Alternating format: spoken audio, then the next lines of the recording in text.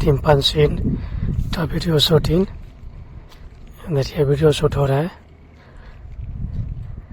राकेश मिश्रा बहुत अच्छे सिंगर हैं। टिम्पल सीन देखिए वीडियो शूट हो रहा है। ऐसे ही शूट होता है आउटडोर। देखिए वो दिखा रहे हैं कितना अच्छा शूट हो रहा है। राकेश मिश्रा टिम्पल सीन का वीडियो बहुत अच्छे सॉन्ग है।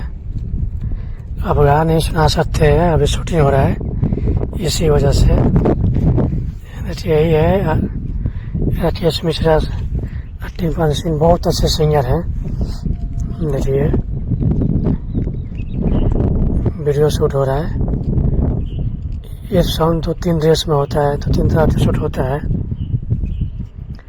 देखिए वो दिखा रहे हैं पूरा वीडियो। देखिए बहुत मज़ा आएगा। ज़्यादा वीडियो लाइक करिएगा, चैनल सब्सक्राइबर नहीं किया जरूर कर लीजिएगा। नए नए वीडियो मिलता रहेगा।